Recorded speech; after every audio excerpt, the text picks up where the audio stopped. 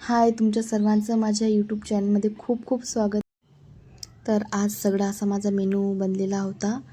आलूची भाजी आणि फुलगोबी आणि शिमला मिरचीची भाजी, असं सर्व आज मी मस्त बनवलं होतं. आणि दुपारचा वेळ माझ्याकडे खाली असल्यामुळे मी मस्त अशी ज्या रील्सवर मी रांगोळ्या बघितल्या होत्या, म्हटलं चला आज आपण पण काढू आणि तुमच्यासोबत असा मस्त हा व्हिडिओ शेअर करू. मला रांगोळी काढायला खूप जास्त आवडते, पण तसं मी आता जास्त कधी काढत नाही आहे. तर आता मी बघितल्या तर म्हटलं चला तुमच्यासोबत पण काढून थोडंफार शेअर करू. एवढी प्रॉपर आणि प्रोफेशनल तर काही नाही आहे मी रांगोळी काढण्यामध्ये, पण प्रत्येक गोष्ट नवीन काही शिकण्याचा माझा प्रत्येक वेळेस प्रयत्न असतो. तर म्हटलं आज काढू आणि तुमच्यासोबत पण शेअर करू. तुम्ही मला नक्की सांगा माझ्या रांगोळ्या तुम्हाला कशा वाटल्या. तर मला ज्या आवडल्या होत्या त्याच मी निवडलेल्या आहेत. पहिल्याच्यात मी छान अशी विठोबाची रांगोळी काढलेली आहे आणि दुसऱ्या ह्याच्यात मी तुळस आणि विठ्ठल नाव काढून असा झेंडा काढलेला आहे. आणि ही पण रांगोळी मला खूप जास्त आवडली होती तर मी काढलेली आहे. आणि ही वाटत होती रांगोळी माझी.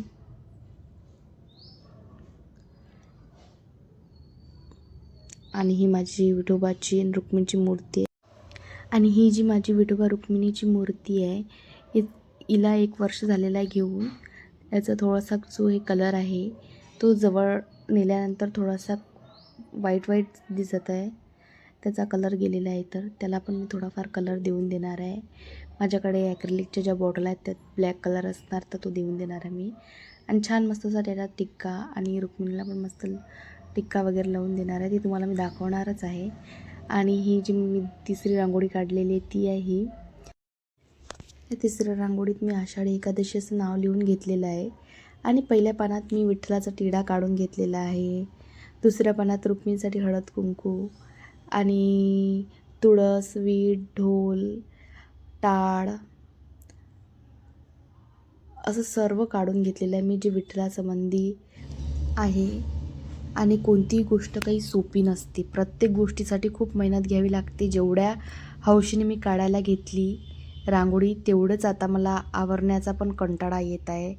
तुम्ही पाहू शकता आता किती सारा असा पसारा झालेला आहे. तर आता हे आवरणं पण मला खूप असं जिवावर आल्यासारखं झालेलं आहे. हे आपल्याला जे व्हिडिओ दिसते ते तरी खूप असं सिम्पली वाटते, पण त्याच्यामागं जी मेहनत असते ती खूप जास्त असते. तुम्हाला माझा हा व्हिडिओ असेल तर लाईक, शेअर, सबस्क्राईब नक्की करा. भेटू